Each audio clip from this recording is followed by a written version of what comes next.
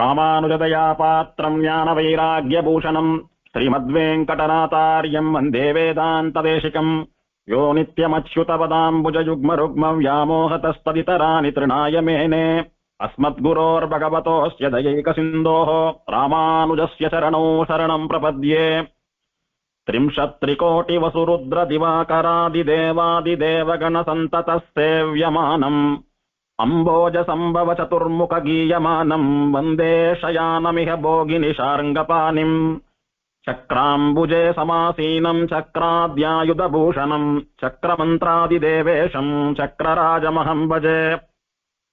108 திவதேச வைபவங்கள்ல சோழ நாட்டு திருப்பதிகளில் ஒன்றான திருக்குடந்தை என்று சொல்லக்கூடிய கும்பகோண கஷேத்திரம் பாஸ்கர கஷேத்திர மகாத்மியத்தை அனுபவித்துக் கொண்டிருக்கிறோம்.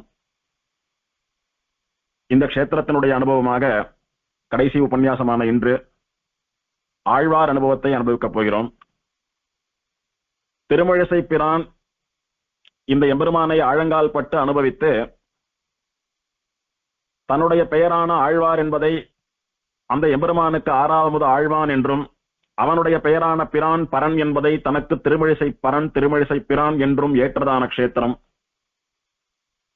திருமழிசை பிரான் ஒரு இடத்தில் அவதாரம் பண்ணி பல இடங்கள்ல எம்பெருமானோடு கூட தன்னுடைய அனுபவத்தை எல்லாம் பகிர்ந்து கொண்டு பல கஷேத்திர எம்பெருமான்களையும் தான் சொன்ன வண்ணம் செய்தபடி பண்ணுவித்துக் கொண்டு அத்தனை எம்பெருமானிடத்திலே பிரீத்தியுடைய ஆழ்வாராக இருந்த போதிலும் இந்த திருக்குடந்தைக்கு வந்தவர் இதுக்கு மேல எங்கும் செல்ல முடியாமல் இந்த எம்பெருமானிடத்திலேயே ஆழங்கால் பட்டு இவனையே தியானம் பண்ணிக்கொண்டு யோகத்திலே எழுந்தருளியிருந்தார். இந்த எம்பெருமானிடத்திலேயே அவர் ஸ்ரீவைகுண்டம் போய் சேர்ந்தார். திருமழிசை பிரான் மோட்சம் போனதான கஷேத்திரம் திருக்குடந்தைன்னு சொல்லக்கூடிய அமுதனுடையதான கஷேத்திரம். சுவாமி நம்மாழ்வார் 6வது சொல்லக்கூடிய ஆச்சரியமான பாசுரத்தினாலே இந்த எம்பெருமானை மங்களாதாசனம் பண்ணியிருக்கிறார். திருவாய்மொழியிலே 11 பாசுரங்கள். இந்த 11 பாசுரங்கள் தான் மறைந்து போன 4000 திவ்ய பிரபந்தத்தை மீண்டும் நமக்கு பெற்றுத்தந்த பாசுரங்கள். அந்த காரணத்தினாலே இந்த எம்பெருமானுக்கு திரமிட ஸ்ருதி தர்ஷகன், தமிழ் வேதத்தை காட்டிக் கொடுத்த பெருமாள் அப்படின்ற திருநாமம் வழங்கப்படுகிறது. இதிலே சுவாமி நம்மாழ்வார் விசேஷமாக இந்த எம்பெருமானுடைய திருமேனி அழகிலும் இந்த எம்பெருமானுடைய கல்யாண குணங்களிலும் இவனுடைய விபூதிகளிலும் ஆழங்கால் பட்டு சரணாகதி பண்ணினவராக உன் திருவடிகளை தந்து என்னுடைய சன்மத்தை களைந்து விடு, எனக்கு மோட்சம் கொடுன்னு பிரார்த்திக்கக்கூடியதான உத்தமமான கஷேத்திரம். அதன்படி இன்னைக்கும் அத்தியனோத்சவத்துல இந்த கஷேத்திரத்து பாட்டினால சரணாகதி பண்ண சுவாமி நம்மாழ்வார் மோட்சமானது இங்க 2 மோட்சமா நடந்துட்டு இருக்கு. இந்த கஷேத்திரத்து பாசுரத்தினால சரணாகதி பண்ணினது 1, திருவாய்மொழியினுடைய பூர்த்தியிலே நடக்கக்கூடிய ஆழ்வார் திருவடி தொழல் 1 சொல்லி 2 திருவடி தொழல்கள் நடக்கக்கூடிய உத்தமமான திவ்யதேசம். சுவாமி நம்மாழ்வார் திருவாய்மொழியிலே 1102 பாசுரங்களை பாடினவர். திருவாய்மொழியை பூர்த்தி பண்றச்ச கடைசியா திருப்பேர் நகர்னு சொல்லக்கூடிய அப்பகுடத்தானை பாடிட்டு அதற்கு மேலே இந்த பூலோகத்திலே இருக்கக்கூடிய எம்பெருமான்கள் ஒருத்தரையும் பாடாதவர், அர்ச்சிராதி கதியாலே ஸ்ரீவைகுண்டத்துக்கு போய் கொண்டிருப்பவர், விரஜா ஸ்நானம் பண்ணி ஸ்ரீவைகுண்டத்துக்குள்ளே நுழைந்து ஸ்ரீவைகுண்ட அனுபவத்தை பண்ணி கொண்டிருப்பவர், அந்த ஸ்ரீவைகுண்டத்திலும் போய் விசேஷமாக இந்த எம்பெருமானை தியானம் பண்ணிக் கொள்கிறார். ஆழ்வாருடைய அர்ச்சராதிகதி அனுபவத்திலே மடந்தையர் வாழ்த்தலும் மருதரும் பசுக்களும் தொடர்ந்தெங்கும் தோத்திரம் சொல்லினார், தொடுகடல் கிடந்தயம் கேசவன் கிளரொலி மணிமுடி குடந்தயம் கோவலன் குடியடியார்க்கே.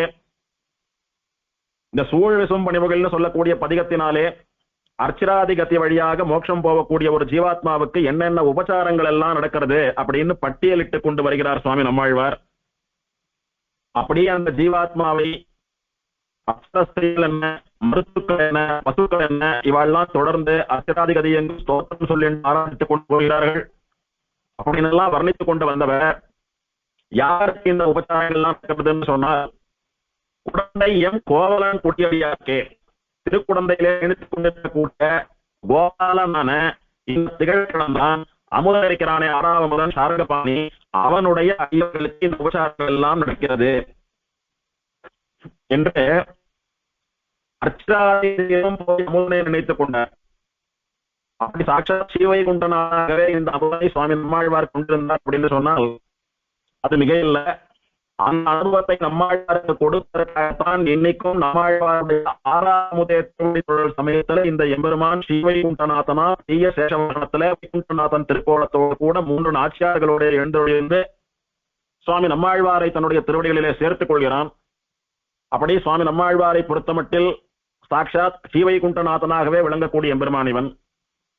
அந்த நம்மாழ்வாருடைய மறு அவதாரம்னு சொல்லும்படியாக எழுந்து இருக்கக்கூடிய சுவாமி திருமங்கை ஆழ்வாரும் கூட திருவெழு கூற்றிருக்கைன்னு சொல்லக்கூடியதான அவருடைய திருத்தேர் போன்ற அமைப்பிலே இருக்கக்கூடிய ரதபந்த பிரபந்தத்தை இந்த எம்பெருமான் விஷயமாகவே பாடினார். இந்த எம்பெருமான் ஸ்ரீமன் நாராயணனாலே ஏற்படுத்தப்பட்ட 3 விமானங்கள், அதுல ஒரு விமானமான இந்த வைதிக விமானம் சூரிய மண்டலத்துக்கு போச்சு. அந்த சூரிய மண்டலத்திலிருந்து அயோத்தியைக்கு வர்றது, அயோத்தியிலிருந்து ஸ்ரீரங்கத்துக்கு வர்றது, ஸ்ரீரங்கத்திலிருந்து திருக்குடந்தைக்கு வந்து சாஸ்வதமாக இருக்கிறது. இந்த வைதிக விமானமானது ஆகாசத்திலே பார்க்கிற போது விமானமாகவும் தரையிலே ஓடுகிற போது தேராகவும் இருக்கக்கூடிய பெருமை படைத்தது.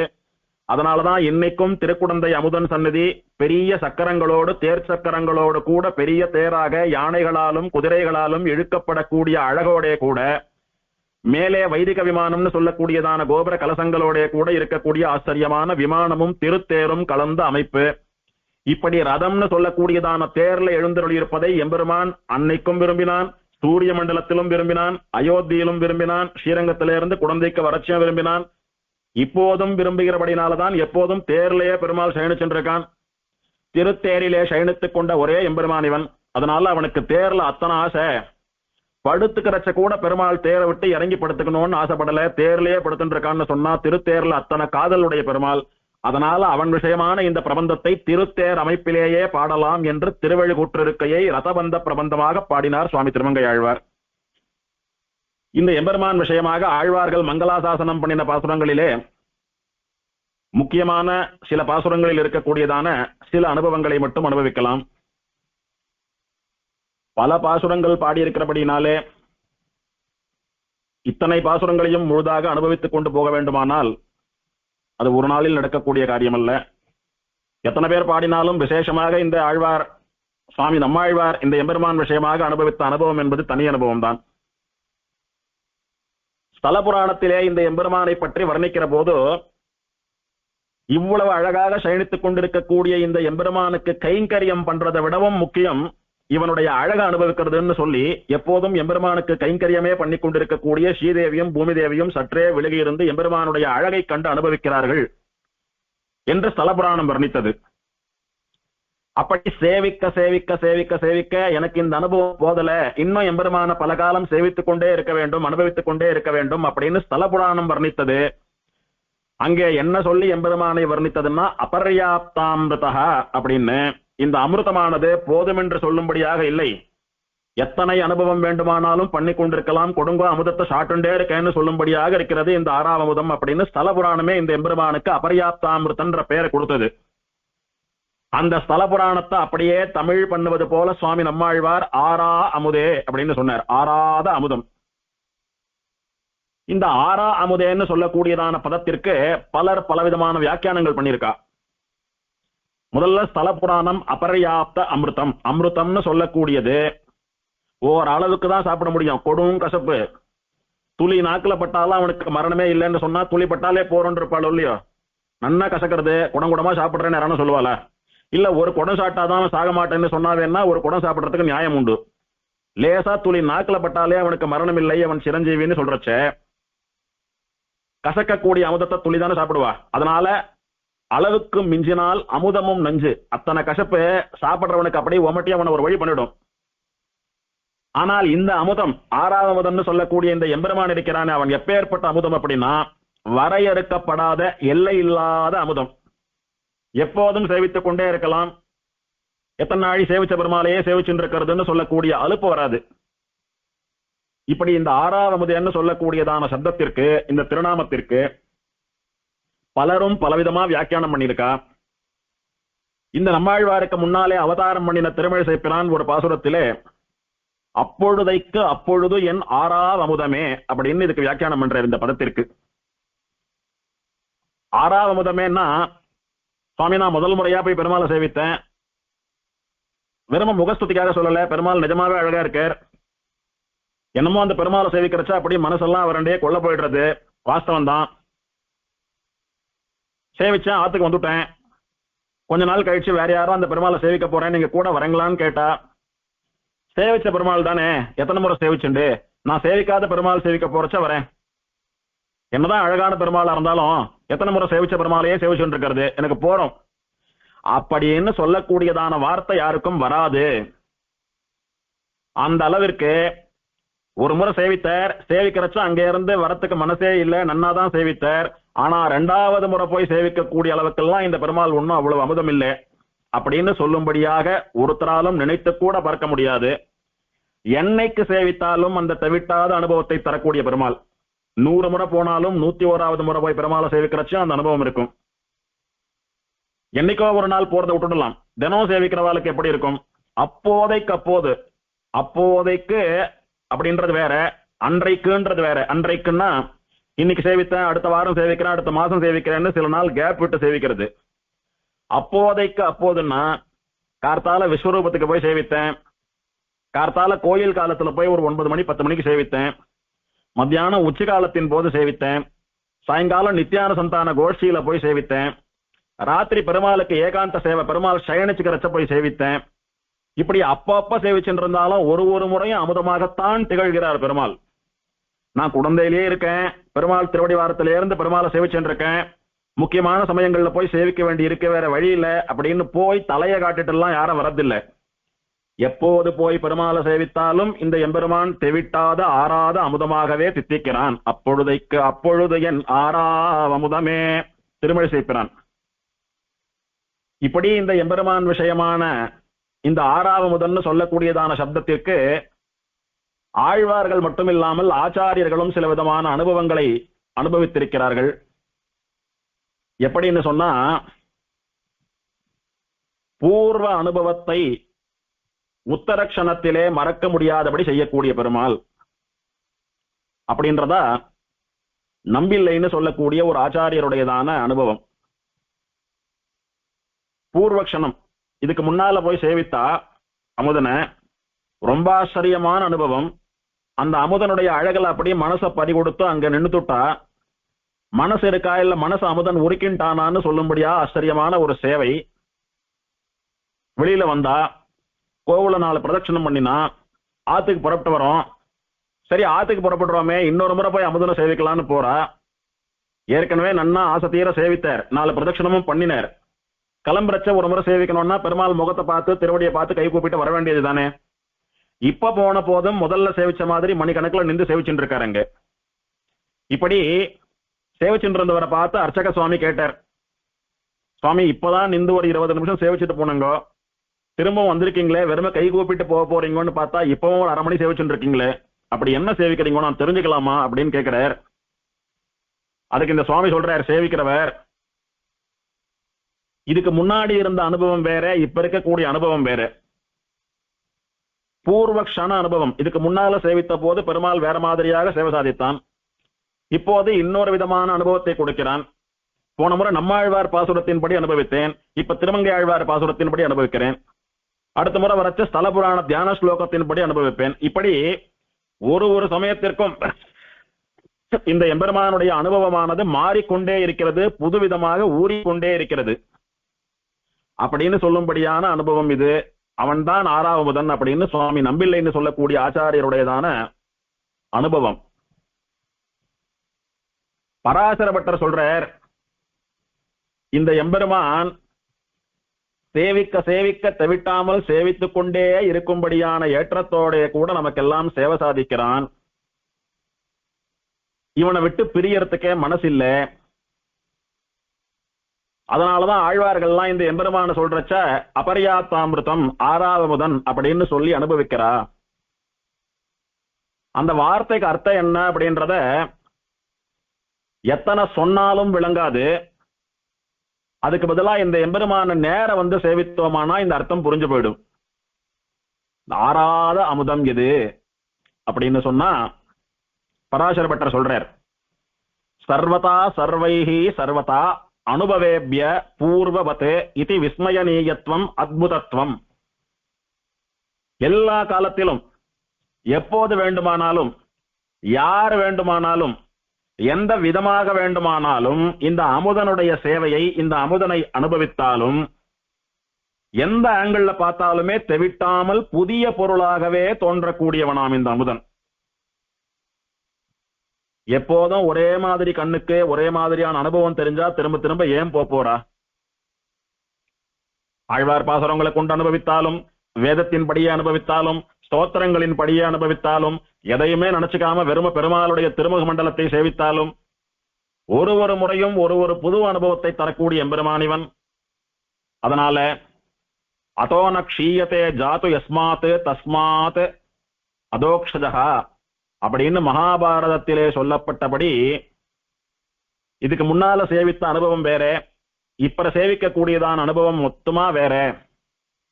அதுக்காக தான் அப்பப்ப வந்து சேவிச்சுட்டு இருக்கேன்னு பக்தால்லாம் சொல்லும்படியாக ஆறாத அமுதமாக இருக்கக்கூடியவன் இந்த எம்பெருமான் அப்படின்னு பராசர பட்டருடையதான் அனுபவம். இப்படி விசேஷமா நம்மாழ்வார் ஆறாவமுதேன்னு சொல்லி இந்த எம்பெருமான கூட்டு என்ன சொல்றார்? ஆறாவமுதே அடியேன் உடலம் நின்பால் அன்பாயே நீராய் அலைந்து கரைய பொறுக்குகின்ற நெடுமாலே சீரார் சென்னல் கவரி வீசும் செழுநீர் திருக்குடந்தை ஏறார் கோலம் திகழக் கிடந்தாய் கண்டேன் எம்மானே. அப்படி ஆச்சரியமா சயனிச்சுருக்கான் பெருமாள் திருக்குடந்தையில. எப்பேற்பட்ட திருக்குடந்தைன்னா செழுநீர் திருக்குடந்தை. தண்ணீர் பஞ்சமே இல்லாமல் காவிரி 2 நதிகளாக ஓடிக் கொண்டிருக்கக்கூடிய, பல தீர்த்தங்கள் சூழ்ந்திருக்கக்கூடிய, ஜல சமிருத்தியோட கூட செழுமையாக பயிர்கள் வயல்கள் எல்லாம் வளர்ந்திருக்கக்கூடிய பச்சை பசேல்னு இருக்கக்கூடியதான திருக்குடந்தை. அங்க பெருமாள் சயனிச்சுருக்கான். சுத்தி தீர்த்தம் தான். பெருமாளுக்கு எப்போதும் சிலுன்னு காத்து வீசுறது. எப்படி காத்து வீசுறது பெருமாளுக்குன்னா சீரார் சென்னல் கவரி வீசும் செழுநீர் திருக்குடந்தை. நல்ல ஜல சமிருத்தியினாலே நெல் பயிர்கள் எல்லாம் அப்படியே ஒசரமா வளர்ந்திருக்கான் சாமரமாட்டமா. அந்த நெல் பயிர்கள் எல்லாம் அமுதனுக்கு தலை பக்கம் என்ன, முதுகு பக்கம் என்ன, திருவடி பக்கம் என்ன, முன்பக்கம் என்ன, 4 பக்கமும் அப்படியே வளைந்து காத்துல அசைந்து கவரி சாமரம் வீசுறது போல இருக்கான். எம்பெருமானுடைய புறப்பாட்டுல கைங்கரியப்பராலோ குழந்தைகளோ எம்பெருமானுக்கு சாமரம்னு சொல்லக்கூடியதான கவரி வீசுறத பார்த்தோமானா முன்னுக்கும் பின்னுக்குமா வீசுவா, கீழுக்கும் மேலுக்குமா வீசுவா. எப்படியோ அந்த குளிர்ந்த கவரி மயிர்களாலே எம்பெருமான் மேல சில்லுன்னு காத்து வரும்படியாக பண்ணி எம்பெருமானுக்கு அந்த சுகந்தத்தை, அந்த சுகத்தை கொடுப்பா அடியவர்கள். அந்த மாதிரி இங்க இருக்கக்கூடிய செந்நெல் பயிர்கள், செழுமையாக வளர்ந்திருக்கக்கூடிய நெல் பயிர்கள் இருக்கே, அதெல்லாம் எம்பெருமானுக்கு காற்று வீசி எம்பெருமானை குளிர்விக்க செய்வதா. சுகமா காவிரியினுடையதான படுகையிலே, காவிரி கரையிலே இந்த சென்னல்கள் எல்லாம் கவரின்னு சொல்லக்கூடிய சாமரம் வீசி கைங்கரியம் பண்றது, நான் சுகமா தூங்கிட்டு இருக்கேன்னு சொல்லும்படியா எம்பெருமான் இங்கே ஆழமாக அனுபவித்து தூங்கி கொண்டிருக்கிறானாம். அப்பேற்பட்ட திருக்கோலம் இது. பெருமாளுக்கு ஓய்வு அப்படின்னு சொல்லக்கூடியதான நிலை. பெருமாள் அப்படி உறங்குவான் போல் யோக செய்த பெருமானின் அப்படியே ஆழ்ந்த தூக்கத்தில் இருக்கிறது போல் அனுபவிச்சுட்டு இருக்காரு. இங்கே பயணிச்சுட்டு இருக்கார் பெருமாள், நிசப்தமா தூங்கிட்டு இருக்கார். இந்த அழக சேவிக்கிறார் நம்மாழ்வார். ஒரு குழந்தை ரொம்ப நேரம் தாயாரை போட்டு படுத்தின்னு இருந்தது, அழறது, பால் புகட்டினா கொஞ்சம் சாப்பிட்டது, சரியா சாப்பிடல, திரும்பவும் அழறது. எதனால அழறதுன்னு பார்த்தா தெரியல. சரி, குழந்தை தூக்கத்தினால அழுறதோ என்னமோ தெரியலையேன்னு பாட்டு பாடி தொட்டிலாட்டி அப்படி தூங்க வச்சா குழந்தை அப்படி நன்னா அசந்து தூங்குறது. ஆமே நிசப்தமா இருக்கு. குழந்தை நல்ல உறக்கத்தை அனுபவித்துக் கொண்டு ஆழ்ந்து தூங்கிட்டு இருக்கு. இப்ப தாயாரான என்ன பண்ணா, இத்தனை நேரம் குழந்தை நம்மள தூங்க விடாம உட்கார விடாம பண்ணிட்டு இருந்தது, குழந்தை தெரிஞ்சுட்டோமே பாட்டுக்கு சமத்தா தூங்கிட்டு இருக்கு, என்ன பண்றது பாக்கலான்னு தொட்டில இருக்கிற குழந்தைய ஆசையா எட்டி பாக்குறா. படுத்து அந்த குழந்தையோட தாயாருடைய மனசு அப்படி உருக்குறது. குழந்தை தூக்கத்துல கூட என்னமா நம்ம தெரிகிறது அப்படின்லாம் அந்த குழந்தைய தாயார் இருக்கிறாள். அது போல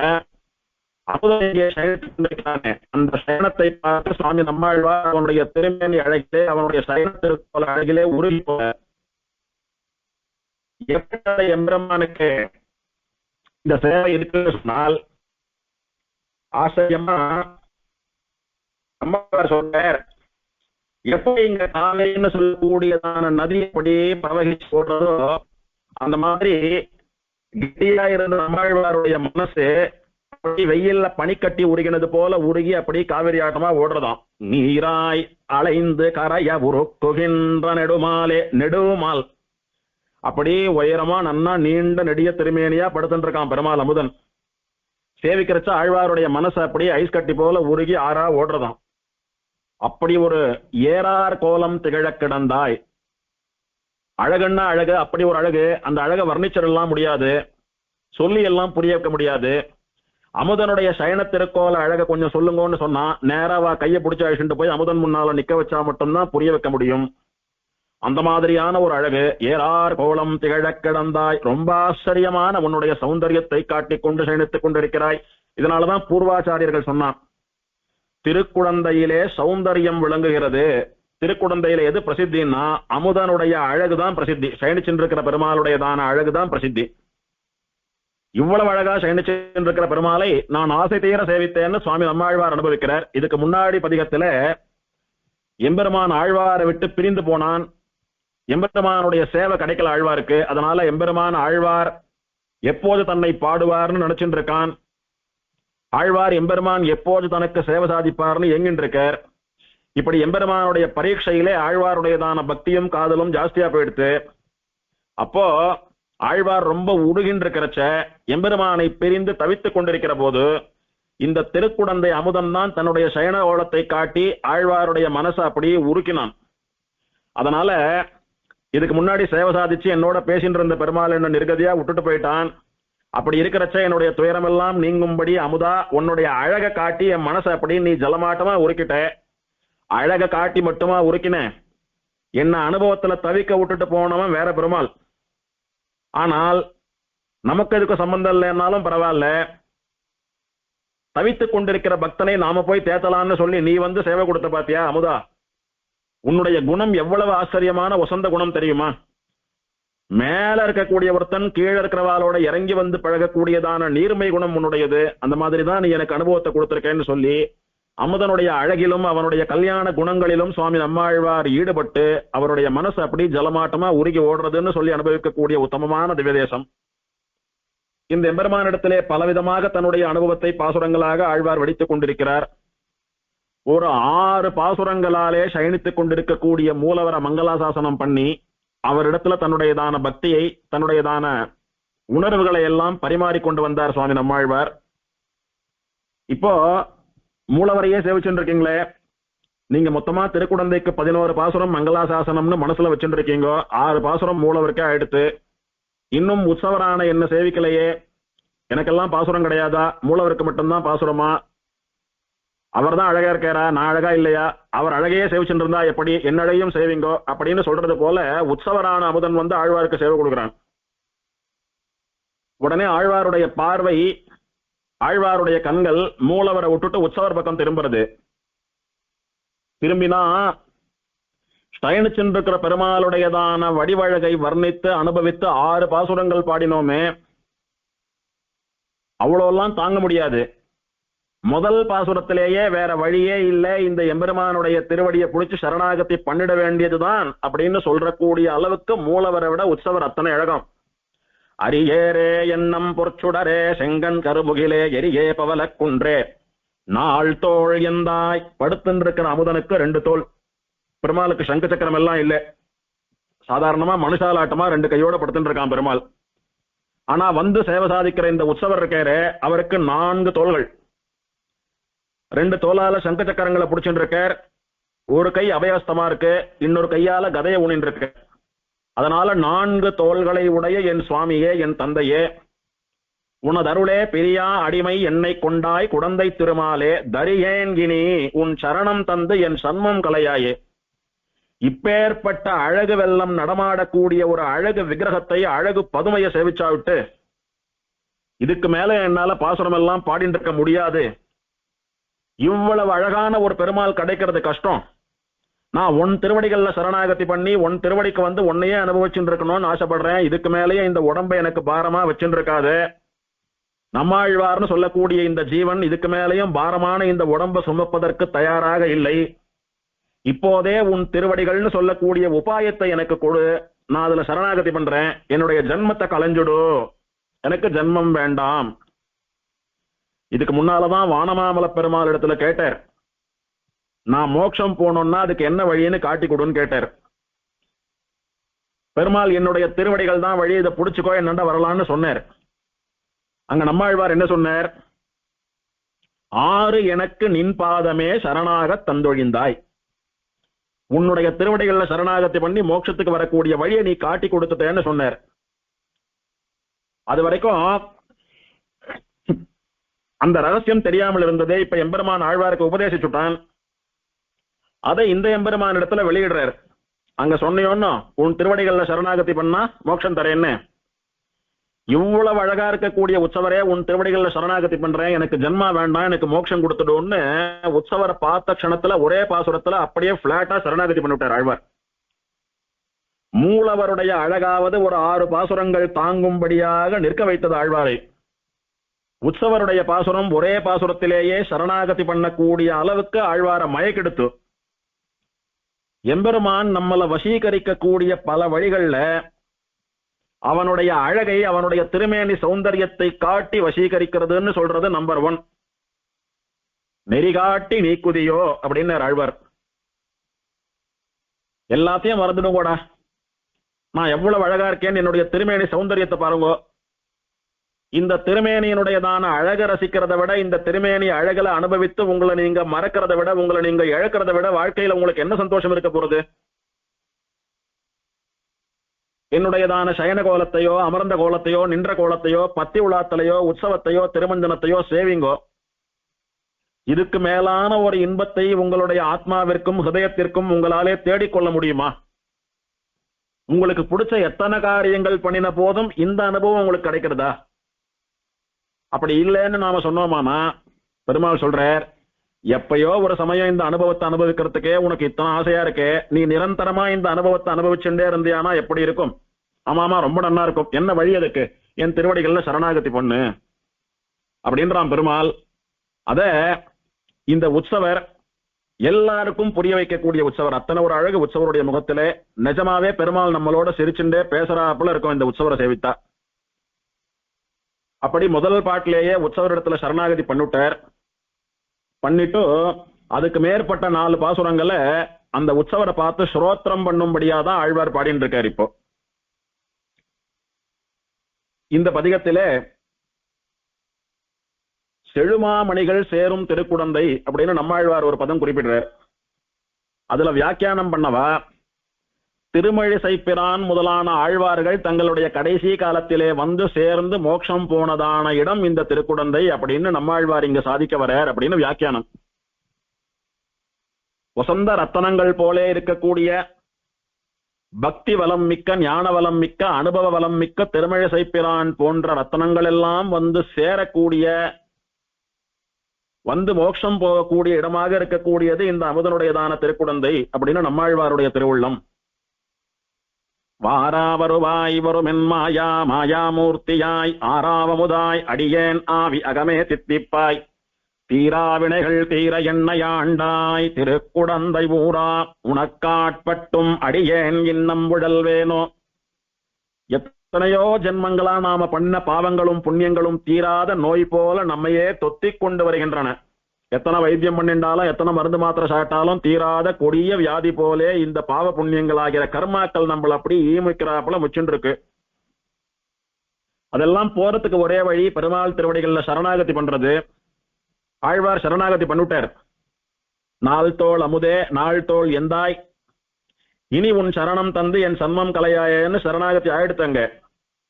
இப்போ நீண்ட நாட்களாக தீராமல் இருந்த ஆழ்வாருடைய கர்ம நோய், தீரா வினைகள் இருக்கே, அதெல்லாம் தீர்ந்து போயிடுத்து. அதெல்லாம் தீர்த்து ஆழ்வார ஆண்டவன், ஆழ்வார பணி கொண்டவன் யாரு? இந்த திருக்குடந்தையை சேர்ந்த அமுதன். அதனால திருக்குடந்தை ஊரா, ஏ திருக்குடந்தை பெருமாளே கும்பகோணத்துக்காரா, உனக்கு ஆட்பட்டும் உன்ன சரணாகதி பண்ணியும் அடியேன் இன்னும் உழல்வேனோ. நான் 7வது பாட்டுல என்ன கேட்டேன்? இந்த உடம்பு எனக்கு பாரமா இருக்கு, இவ்வளவு அழகான பெருமாள் உன்னை அனுபவிக்கிறத விட இந்த உடம்பை தரிச்சுண்டு வாழறது எனக்கு முக்கியம் இல்ல, இப்போதே என்னுடையதான ஜென்மத்தை களைந்துடு, உன்னிடத்துல வரணும்னு கேட்டேன். அது எப்படி ஆழ்வாரே எடுத்த உடனே சரீரத்தை களைஞ்சிட முடியும், ஜென்மாவை களைஞ்சிட முடியும்? மனுஷா ஜீவர்கள் அவன் அனாதி காலமா பண்ணிட்டு இருக்கிற கர்மாவினாலதான் அவளுக்கு சரீரம் ஏற்பட்டிருக்கு. அந்த கர்மா கழிஞ்சாதானே சரீரம் கழியும். கர்மா கழியாம சரீரம் எப்படி கழியும் அப்படின்னா, கர்மாவை கழிக்கக்கூடிய, கர்மாவை பொசுக்கக்கூடிய, கர்மாவை எரிக்கக்கூடிய சக்தி படைத்தவன் நீ ஒருத்தன் தானே. அதனாலதான் உன் திருவடிகள்ல சரணாகதி பண்றேன், வேற எங்கேயும் போகாம. அப்படி இருக்கிறச்ச நீயே என்னுடைய கர்மாக்களை எல்லாம் அழித்து விடு. சரி, அப்படியே பண்ணிவிடுறேன் அப்படின்னு பிரபத்தி பண்ணக்கூடிய க்ஷணத்திலே ஆழ்வாருடைய கர்மாக்களை எல்லாம் எம்பெருமான் கழிச்சுடுறான். ஆழ்வார் கர்மா இல்லை, நம்முடைய ஸ்தானத்தில இருந்து ஆழ்வார் பாடுறார். அதனால நம்முடைய கர்மாவை பெருமாள் கழிச்சு விடுறாருன்னு புரிஞ்சுக்கணும். தீரா வினைகள் தீர என்னை ஆண்டாய். நம்முடைய சரணாகத்திய பெருமாள் ஏத்துட்டார். அனாதி காலமா நமக்கு பலன் தராமல் அப்படியே மூட்டை மூட்டையா கட்டி வைத்திருக்க கூடியதான பாவ புண்ணிய கர்மாக்கள் எல்லாம் மொத்தமா ஒரு க்ஷணத்துல எரிஞ்சு போயிடுத்து பெருமாளுடைய அனுகிரகத்தினாலே. பலன் தந்து கொண்டிருக்கக்கூடிய கொஞ்ச கர்மாவை அனுபவிச்சுட்டோ சரீரத்தினுடைய முடிவுல பெருமாள் திருவடிக்கு போய் சேரணும். இந்த அற்புதத்தை பண்ணினவன் யாருன்னா திருக்குடந்தை ஊரன், திருக்குடந்தையை சேர்ந்த 6வது ஆழ்வான். உனக்காட்பட்டும் அடியேன் இன்னும் உழல்வேனோ. பெருமாளை சரணாகதி பண்ணிட்டு கூட ஒரு ஜீவன் திரும்ப திரும்ப பிறந்துண்டு இறந்துண்டு சொர்க்க நரகாதிகளுக்கு போயிண்டு அப்படி அவஸ்தப்பட்டு இருப்பானா? என்னைக்கு எம்பெருமான சரணாகதி பண்ணானோ அந்த ஜென்மா தான் கடைசி ஜென்மா அவனுக்கு. அதனால மகா விஸ்வாசத்தோட கூட சரணாகதி பண்ணுங்கோ. இந்த பாசுரத்தை திருக்குடந்தை தேசிகன்னு சொல்லக்கூடிய ஆச்சாரியர், கோபாலாரிய மகாதேசிகன்னு திருநாமம், முனித்திரே சம்பிரதாயத்தினுடைய கூட்டஸ்தர் சுவாமி. அந்த சுவாமி முதல்ல கிரகஸ்தரா இருந்தார், அப்புறம் கடைசி காலத்துல சன்னியாசம் வாங்கிட்டார். அவர் திருக்குடந்தையிலே சுவாமி தேசிகனை போல எழுந்தருளி இருந்தவர். அதனால திருக்குடந்தை தேசிகன்னு திருநாமம் அவருக்கு. கடைசி 5 நாள் தான் சன்னியாசம் வாங்கிட்டு இருந்தார் சுவாமி. வாழ்நாள் முழுக்க சுவாமி தேசிகனாட்டமா கிரகஸ்தர் தான். கடைசியா சன்னியாசம் வாங்கிட்டார். 5ஆம் நாள் காலத்தால பரம்பொழிச்சிட்டார். அவர் திருக்குடந்தையில எழுந்தருளி இருந்து பலருக்கும் சமாசிரேன பரநியாசங்கள் காலக்ஷேபங்கள் எல்லாம் சாதிச்சுண்டு அமுதனை சேவிச்சுண்டு வந்த சமயம் அவர் அவதாரம் பண்ணினது திருக்கண்டியூருக்கு பக்கத்துல இருக்கக்கூடிய ராயம்பேட்டைன்னு சொல்லக்கூடியதான அக்ரஹாரம். அங்கே இருந்து பக்கத்துல திவதேசமான திருக்குடந்தைக்கு வந்து அமுதனுடைய அழகிலே ஆழங்கால் பட்டு அங்கேயே ஒரு ஆசிரமம் போல அமைத்துக் கொண்டு சம்பிரதாய பிரவச்சனம் எல்லாம் பண்ணிட்டு சுவாமி தேசிக நாட்டமா காலக்ஷேபம் எல்லாம் பண்ணிட்டு வரார். எப்படியானா சுவாமி தேசிகன் காஞ்சிபுரத்துல அவதாரம் பண்ணி ஸ்ரீரங்கத்துல போய் ஸ்ரீரங்கநாதன் திருவடிவாரத்துல இருந்து பல காலம் காலக்ஷேபம் சொல்லிட்டு இருந்தாரோ, அந்த மாதிரி திருக்குடந்த தேசிகன் அமுதன் திருவடிவாரத்துல காலந்தள்ளிண்டு சம்பிரதாய பிரவச்சனம் பண்ணிட்டு வந்தார். அப்போ பிரதானமான 3 சிஷ்யா, வழுத்தூர் சுவாமி, வழுத்தூர் ஆண்டவன், ஸ்ரீரங்கம் சுவாமி, ஸ்ரீரங்கம் ஆண்டவன் என்றெல்லாம் போற்றப்படக்கூடிய சுவாமி வேதாந்த ராமானுஜ மகாதேசிகன் அவர் ஒருத்தர். அப்புறம் ஸ்ரீயாலம் ரங்கநாத முனின்னு ஒரு சுவாமி, வத்தராயிருப்பு ஸ்ரீனிவாச முனின்னு ஒரு சுவாமி. இவா 3 பேரும் ஒருத்தர் நாதமுனிகளுடைய அம்சம், ஒருத்தர் ஆளவந்தாருடைய அம்சம், ஒருத்தர் ராமானுஜருடைய அம்சம்னு சொல்லக்கூடிய ஸ்ரீமன் நாதமுனி, ஸ்ரீமத் யாமுன முனி, ஸ்ரீமத் ராமானுஜ முனி ரூப முனித்ரயங்கள். அவா 3 பேருடைய மறு அம்சமாக கருதப்படுகிற 3 முனிவர்கள். இவாலாலே உபக்கிரமிக்கப்பட்டதான சம்பிரதாயம் முனித்திரய சம்பிரதாயம் அப்படின்னு ஒரு விதமான நிர்வாகம் உண்டு. அதுல வத்தராயிருப்பு சுவாமி, ஸ்ரீயாலம் சுவாமி அவளுடைய சம்பிரதாயம் இன்னைக்கு தொடரல. வழுத்தூர் சுவாமியினுடைய சம்பிரதாயம் தான் பல கிளைகளாக பெருகி கொண்டிருக்கிறது. ஆண்டிக்காட்டு சுவாமி மூலமா ஒரு பரம்பரை, நாவல்பாக்கம் அன்னையாரிய மகாதேசிகன் மூலமா ஒரு காலக்ஷேப பரம்பரை, பெரியாசிரமம், பௌண்டரிகபுராசிரமம்னு பல கிளைகளாக இந்த வழுத்தூர் சுவாமியினுடையதான பரம்பரை தொடர்ந்து வருது. இந்த சுவாமி திருக்குடந்த தேசிகனை சேவித்த போது காலக்ஷேபத்துக்கு பிரார்த்தித்தாராம். அடியனுக்கு காலக்ஷேபம் சாதிக்கணும்னு பிரார்த்தித்தாராம். பிரார்த்திச்சுட்டு காலக்ஷேபம் எல்லாம் ஆனா விட்டு சுவாமிக்கு இந்த பாசுரத்தை டெடிகேட் பண்ற மாதிரி அவர் சன்னதியில விக்னவிக்கிறார். திருக்குடந்தை ஊரா உனக்காட்பட்டும் அடியேன் இன்னும் உழல்வேனோ. இந்த பாசுரத்தை நம்மாழ்வார் அமுதன் விஷயமா சொன்னார். அதே பாசுரத்தை இந்த சுவாமி ஆச்சாரியரான திருக்குடந்த தேசிகன் விஷயமா சொல்றார். இவரும் திருக்குடந்தை ஊரன் தான். திருக்குடந்தைன்னு சொல்லக்கூடிய ஊர்ல வசிக்கக்கூடியவர் அமுத நாட்டம். இந்த சுவாமிகள்லாம் இவருடைய சிஷ்யாலாகி காலக்ஷேபம் பண்ணி இவரால் பரநியாசம் பண்ணி வைக்கப்பட்ட பிறகு இன்னும் உழண்டுருப்பாளா? அமுதன் திருவடிகள்ல சரணாகதி பண்ணினது போல திருக்குடந்த தேசிகன் திருவடியில பரநியாசம் பண்ணின்ற இவாளுக்கெல்லாம் இனி உழற்சி கிடையாது, இவாளுக்கு சாஸ்வதமான சேவை குண்டம்னு சொல்லும்படியா இந்த பாசுரத்தை அனுபவித்தார். அதனால திருக்குடந்த தேசிகனை நினைவு கூறக்கூடிய பாசுரமாக இருக்கிறது. கடைசியா பலஸ்ருதி பாசுரத்துல உழலையன் பின் பேச்சு முளையோடு அவலை உயிருண்டான் கழல் களவையே சரணாகக் கொண்ட குருகூர் சடகோபன் குழலின் மலியச் சொன்ன 1010 மழலை தீரவல்லார் காமர்மானே நோக்கியற்கே. இந்த பாசுரத்தை காதால கேட்ட போதுதான் ஸ்ரீமன் நாதமுனிகள் ஆழமா யோசிக்கிறார். குழலின் மலியச் சொன்ன 1010 புல்லாங்குழல் இசையை விட இனிமையாக இருக்கக்கூடிய ஆச்சரியமான திருவாய்மொழி பாசுரங்கள் 1000 இருக்கு. அதுல 1000 பாசுரங்கள்ல 10 பாசுரங்கள் இந்த அமுதன் விஷயமான பாசுரங்கள்னு ஒரு குறிப்பு இருக்கு. இது 10 இருக்குன்னா மீதி பாசுரங்கள்லாம் எங்க இருக்கும்னு தேடிட்டு போய் தான் நம்மாழ்வாருடைய அனுகிரகத்தினாலே திருவாய்மொழி மொத்தத்தையும் 4000 திவ்ய பிரபந்தத்தை முழுக்கத்தையும் கண்டுபிடிச்சார் சுவாமி ஸ்ரீமன் நாதமுனிகள்னு சொல்லக்கூடியது இந்த பாசுரத்தினுடையதான பெருமை. இதுக்கு மேல பூதத்தாழ்வார் தமருள்ளம் தஞ்சை தளையரங்கம் தன்கால் தமருள்ளும் தன் பொறுப்பு வேலை தமருள்ளும் மாமல்லை கோவல் மதில் குடந்த என்பரே ஏவள்ள எந்தைக்கு இடம். எம்பெருமான் எங்கெல்லாம் நித்தியவாசம் பண்றான் அப்படின்னு பெருமாள் வசிக்கக்கூடிய இடங்களை எல்லாம் குறிப்பிட்டு வர்றார் பூதத்தாழ்வார். தமர் உள்ளம், இவனை சேவிக்கக்கூடிய பக்தா பாகவதாளுடைய ஹிருதயத்துல பெருமாள் இருக்கான் அந்தர்யாமியா. நம்ம எல்லாருடைய மனசுலயும் பெருமாள் இருக்கார். தஞ்சை பஞ்சமாமணி கோயில்ல இருக்கார் பெருமாள். தலையரங்கம் ஸ்ரீரங்கத்துல இருக்கார். தன்கால் திருத்தன்கால்னு சொல்லக்கூடிய திவதேசத்திலே இருக்கிறான் பெருமாள். தமர் உள்ளும் தன் பொறுப்பு. ஸ்ரீ வைஷ்ணவாலாம் பாகவதாலாம் ரொம்ப ஆசையோட கூட போய் சேவிக்கக்கூடிய குளிர்ச்சியான திருவேங்கட மாமலை. வேலை திருப்பார்கடல்ல சொல்லக்கூடியதான சமுத்திரம். மாமல்லை மகாபலிபுரம். கோவல் திருக்கோவலூர். இந்த இடங்கள்ல எல்லாம் பெருமாள் வசிக்கிறது போல மதில் குடந்தை உயர்ந்த மதில்களாலே சூழப்பட்ட இந்த திருக்குடந்தையிலும் பெருமாள் வசிக்கிறார் அப்படின்னு பெருமாளுக்கு பிடித்த இடங்கள் வாசஸ்தானங்களை காட்டுற போது திருக்குடந்தையையும் பூதத்தாழ்வார் கொண்டாடினார். அதனால அவராலும் மங்களாசாசனம் பண்ணப்பட்ட திவதேசம் இது. எங்கள் பெருமான் இமையோர் தலைமகண்ணி செங்கண் நெடுமால் திருமார்பா பொங்கு படமூக்கின் ஆயிரவாய் பாம்பனை மேல் சேர்ந்தாய் குடமூக்கில் கோயிலா கொண்டு. குடமூக்கு அப்படின்னா கும்பகோணம் அப்படின்ற சம்ஸ்கிருத பதத்துக்கு நேரான தமிழ் சொல்லுது. குடத்தினுடையதான முனைன்னு அர்த்தம். அந்த குடமூக்குன்னு சொல்லக்கூடியதான கும்பகோணத்திலே ஆதிசேஷன் படம் எடுத்து பெரிய பாய் போலே படுக்கை போலே படுத்துக் கொண்டிருக்கிறான். அவனுக்கு மேல சயனிச்சுருக்கு அமுதா அப்படின்னு இதே பூதத்தாழ்வாருடைய இன்னொரு பாசுரம். பேயாழ்வார் பூதத்தாழ்வாரை போலவே பெருமாள் எங்கெல்லாம் வசிக்கிறார் அப்படின்னு சொல்றச்ச சேர்ந்த திருமால் கடல் அப்படின்னு திருப்பார் கடல்ல சேர்ந்திருக்கான். குடந்தை திருக்குடந்தையிலே சேர்ந்து சயனித்துக் கொண்டிருக்கிறான்.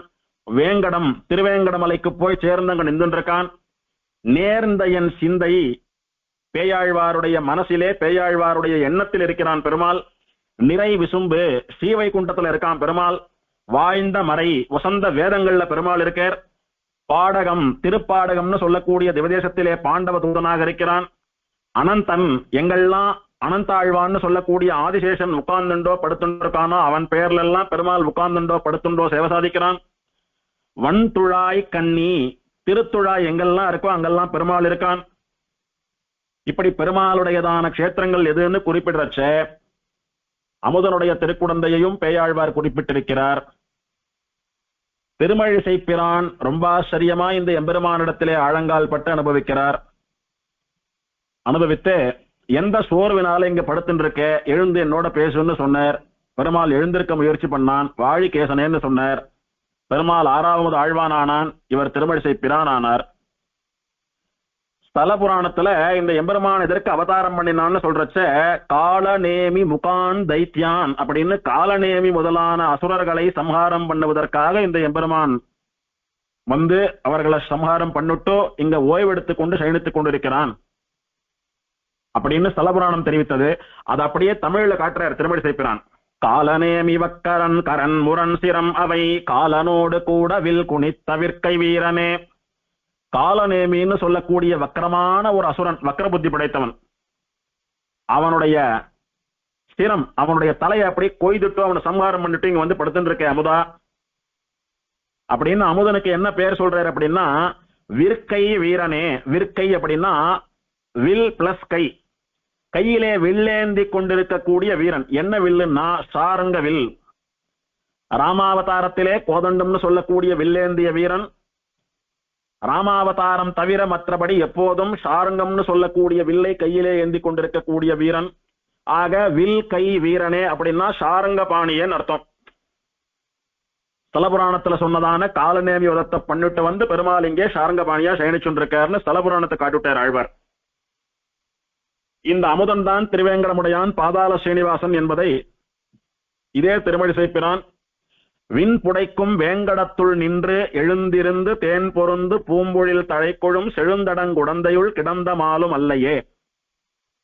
கொல்காப்பூர் மகாலட்சுமி இடத்துல கலகத்தை பண்ணிட்டு திருவேங்கடமுடையான் இடத்துல வந்து கலகத்தை பண்ணி உன் ஆமடையா உன்னை தேடிட்டு வந்துட்டு இருக்கா, பத்மாவதியோட கூட நீ எங்கேயானும் போய் ஒளிஞ்சுக்கோ அப்படின்னு சொன்ன நாரதருடைய பேச்சு கேட்டு பெருமாள் திருவேங்கடமலையிலிருந்து பத்மாவதி தாயாரை பிடிச்சு அழிச்சுண்டு கீழே இறங்கி வந்து திருச்சானூர்ல தாயார தனிக்கோவில்ல இருத்தி வச்சுட்டு திருக்குடந்தையை நோக்கி போறார். கொல்காப்பூர் தாயாரும் பின்னாலேயே போறா. அவளுக்கு பயந்துண்டு பெருமாள் போய் பாதாள சீனிவாசனா ஒளிஞ்சுண்டான்னு ஸ்தலபுராணத்துல பார்த்தோமே, அது அப்படியே தமிழ் பாசுரமாக இங்கே திருமழிசை பிரான் காட்டுறார். அப்படி திருவேங்கடமலையிலிருந்து இறங்கி போன பெருமாள் தான் அமுதனா சயனிச்சுருக்கான்னு சொல்றார்.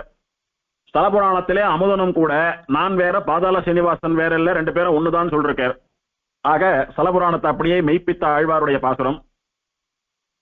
பெருமாள் எங்கெல்லாம் பாம்பனையிலே பள்ளி கொண்டிருக்கிறார் அப்படின்னு பெருமாளுடைய சயன திருக்கோலத்தை எல்லாம் கணக்கு போட்டுண்டு வந்த திருமழிசை பிரான் முதல்ல சொன்னது இந்த திருக்குடந்தையை தான். நாகத்தனை குடந்தையே, அப்புறம்தான் வெக்கா திரையவுள் அரங்கம் பேர் அன்பில் பார்க்கடல், இதெல்லாம் அப்புறம்தான். எத்தனை சயன பெருமாள்கள் இருந்தாலும் ஆழ்வாருடைய மனசை ரொம்பவும் கொள்ளை கொண்ட சயன பெருமாள்னு பார்த்தா இந்த திருக்குடந்தை அமுதன் தான் அப்படின்னு இந்த பாசுரத்திலேருந்து தெரிகிறது. பெரியாழ்வார் பல பாசுரங்களாலே இந்த எம்பெருமானை அனுபவித்திருக்கிறார். இந்த பாசுரங்களை எல்லாம் சுற்றுக்கோயில் பெருமாள்கள் அனுபவிக்கிறச்ச பார்த்தோம். இடந்திட்டு இரணியன் நெஞ்சை இருபிளவாக முன்கீண்டாய் குடந்தை கிடந்த எம் கோவே குறுக்கத்தி பூச்சூட்டவாராய்ன்னு வைதிக விமானத்தினுடைய தட்சிணாயன வாசலை ஒட்டி இருக்கக்கூடிய 4 நிருசிம்மன்கள் இருக்காளே, அவ விஷயத்தை பாக்கிறச்ச நிருசிம்மாவதாரம் பண்ணி இரண்ய சம்ஹாரம் பண்ணின பெருமாள் தான் இங்க அமுதனா சயனிச்சுருக்கான், அல்லது உள்ள சயனிச்சுருக்கிற அமுதன் தான் வெளியில வந்து நிருசிம்மனா இரண்ய சம்ஹாரம் பண்ணிட்டு திரும்பவும் போய் படுத்துட்டான் அப்படின்னு அனுபவிக்கும்படியா ஆழ்வாருடைய இந்த பாசுரம் அமைந்திருக்கிறதுன்னு நாங்க பார்த்தோம். ஆண்டாளுடைய ஹிருதயத்தையும் கொள்ளை கொண்ட பெருமாள் இவர். ஆண்டாள் ஒரே பாசுரத்தாலே இவரை மங்களாசனம் பண்ணிருக்கார். ஆண்டாள் பெருமாள் இடத்துல காதல் அதிகமா போய் பெருமாளை பிரிந்து காதல்னால ரொம்ப வாடி போயிருக்கா. பெருமாள் வந்து ஆண்டாளுடைய கைப்பற்றி கொள்ளக்கூடியதான சிச்சுவேஷன் வரல இன்னும். ஆனா பெருமாளை மறக்க முடியல. பெருமாள் பெருமாள்னு நினைச்சு காதலியான ஆண்டாள் நாயகி உருகின்னு இருக்கா.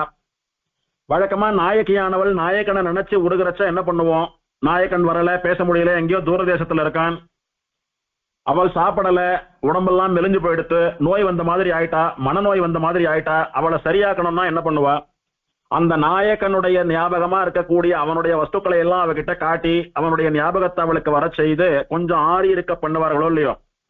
அந்த மாதிரி ஆண்டாளே கேட்கிறா, என்னுடைய நாயகன் இல்லாம நான் ரொம்ப கஷ்டப்படுறேன், அவனுடையதான திருவடிகள்ல சமர்ப்பித்த திருத்துழாய் துளசியை கொண்டாந்து கொடுங்கோ, அதை மோந்து பார்த்தேனானா அவன் திருமேனி வாசனை வீசும், அதனால நான் அவன் பக்கத்திலேயே இருக்கிறதா நினைச்சுட்டு கொஞ்சம் ஆறி இருப்பேன், கொஞ்சம் தேறி இருப்பேன் ஆண்டாளே சொல்றா. பாலால் இலையில் துயில் கொண்ட பரமன் வலைப்பட்டிருந்தேனை வேளாள் துண்ணம் பெய்தாற்போல் வேண்டிற்றெல்லாம் பேசாதே கோலால் நிறை மேய்த்து ஆயனாய் குடந்தை கிடந்த குடமாடி நீலார் தன்னந்துழாய் கொண்டு என் நெறிமென் குழல் மேல் சூட்டீரே. ஆண்டாளுடைய தாயாருடைய தோழிகள் அப்படின்னு ஆண்டாளுக்கு அம்மா ஸ்தானத்துல இருக்கிறவாள்லாம் ஆண்டாளை வெச்சுன்னு இருக்கா. ஏதோ கோவிலுக்கு போனோமா, பெருமாளை சேவித்தமா, வந்தோமா, கதை கேட்டோமா, விட்டோமான்னு இல்லாத, சின்ன வயசுல இருந்து உங்க அப்பா கண்ணனுடைய கதைகளை சொல்லி பழக்கினாலும் பழக்கிட்டார், கல்யாணம் பண்ணிண்டா கண்ணனைத்தான் கல்யாணம் பண்ணிப்பேன்னு உட்கார்ந்து இருக்கே, அவனுடைய காலம் எது, உன்னுடைய காலம் எது, அவன் வாழ்ந்த தேசம் எது, நீ வாழுகிற தேசம் எது, நீ வாழ்வது திரமிட தேசம், தமிழ் பூமி, அவனோ வடதேசத்திலே துவாரகையிலே ஆயர்பாடியிலே இருந்தவன், அவனது துவாபர யுகம், உன்னுடையது கலியுகம், அவன் எப்பயோ வைகுண்டம் போயிட்டான், அந்த கதையன் தானே பெரியாழ்வார் உனக்கு சொல்லியிருக்கார், இன்னும் கூட கண்ணன் வரலே கண்ணன் வரலேன்னு சொல்லிட்டு இருக்கையே, உன்னாட்டம் முட்டாள் யாரான இருப்பாளா? கண்ணன் எப்படி வருவான்? தெய்வம் தானே அது, தெய்வத்தை வணங்கலாம், அதோட வாழ முடியுமா? அப்படி இப்படின்னு ஆண்டாளுடைய தாயார் ஸ்தானத்துல இருக்கிறவா, அங்க இருக்கிற வயசுல பெரிய பெண்மணிகள்லாம் ஆண்டாளுக்கு புத்தி சொல்றேன்னுட்டு அவளுடைய மனசு கஷ்டப்படுற மாதிரி பேசிட்டு இருக்காளாம். எப்படி பேசுறான்னா, ஒருத்தன் உடம்புல ஒரு காயம் இருக்கிறது, அந்த காயத்துல வேலை வச்சு குத்தினா எப்படி வலிக்கிறதோ அந்த மாதிரி பெருமாளுடைய பிரிவினால மனசு வெந்து போய் மனசு காயப்பட்டிருக்கா ஆண்டாள். அவளுக்கு இந்த மாதிரி நெகட்டிவாவே பேசிட்டு இருந்தா புண்ணுல வேலை கொண்டு குத்தினாப்புல வலிக்கிறதா ஆண்டாளுக்கு. ஆண்டாள் சொல்றா, நான் எதனால இப்படி இருக்கேன்னு தெரியுமா? பாலால் இலையில் துயில் கொண்ட பரமன் வலைப்பட்டிருக்கிறேன். பெருமாளுடைய வலையில நான் விழுந்துட்டேன், அதுல இருந்து என்னால மீள முடியல. நான் நன்னா இருக்கிறதுக்கு சஸ்தமாறதுக்கு ஒரே வழி அந்த பெருமாளோட சேர்ந்து வாழறதுதான். அதுக்கான வழியை முடிஞ்சா பண்ணுங்கோ, இல்ல பெசாம இருங்கோ. என்னுடையதான காயத்திலே வேலையிட்டு குத்தி இன்னும் காயத்தினுடையதான ரணத்தை அதிகமாக்காதீங்கோ, வலிக்கிறது என்னால தாங்கிக்க முடியல. வேண்டிட்டெல்லாம் பேசாதே, உங்களுக்கு தேவையானது வாய்க்கு வந்ததெல்லாம் பேசிட்டு இருக்காதீங்க.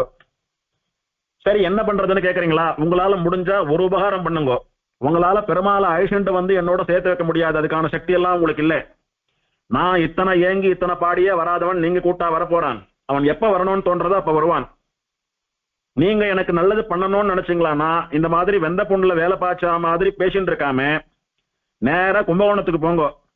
திருக்குடந்தையில என்னுடைய கண்ணன் மாடு மேய்த்து என்னோடு கூட விளையாடிய என் கண்ணன் அங்க அமுதனா சயனிச்சுட்டு இருக்கான்.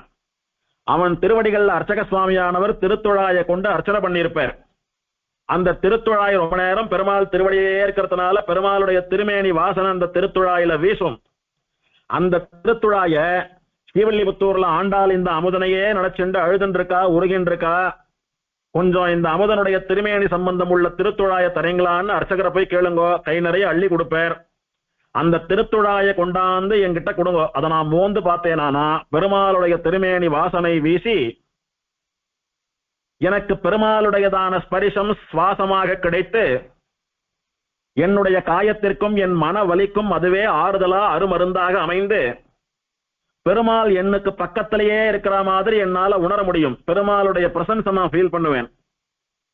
அதை வேணா உங்களால முடிஞ்சா பண்ணுங்க அப்படின்னு ஆண்டாள் கூட இருக்கிறவாளை பார்த்து சொல்லக்கூடிய ஆச்சரியமான அமுதனுடைய பாசுரம். 6 ஆழ்வார்களும் ஆண்டாலும் சேர்த்து 7 ஆழ்வார்களுடைய மங்களாசாசனம் இந்த எம்பெருமானுக்கு. இதே எம்பெருமான் விஷயமா கடைக்குட்டி ஆழ்வாரான திருமங்கை ஆழ்வாரும் ஆழங்கால் பட்டிருக்கிறார். இந்த ஆழ்வார் கலியனாக இருந்து வழிப்பறி கொள்ளையெல்லாம் பண்ணிட்டு இருக்கார் 4 சிஷ்யால வச்சுண்டு. எங்க? வயலாளி மணவாளனுடைய திவதேசமான திருநகரியிலே. அப்போ திருமணங்கொள்ளைன்னு சொல்லக்கூடியதான ஒரு கொள்ளை, ஒரு வயல் காடு.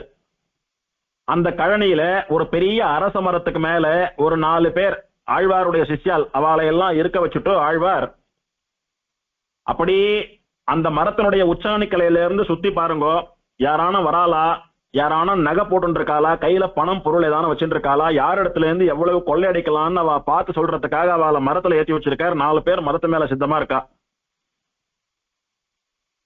அப்படி பார்த்தா எந்த பக்கமும் யாரும் வரல. ஒரு பக்கம் மட்டும் திரு ஆலி திவதேசம் இருக்கிற பக்கத்துல இருந்து திருநகரியை நோக்கி ஒரு கல்யாண கும்பல் வருவது போல தெரிந்தது. 4 பேரும் கீழே இருக்கிற திருமங்கை ஆழ்வாருக்கு தகவல் கொடுத்தா.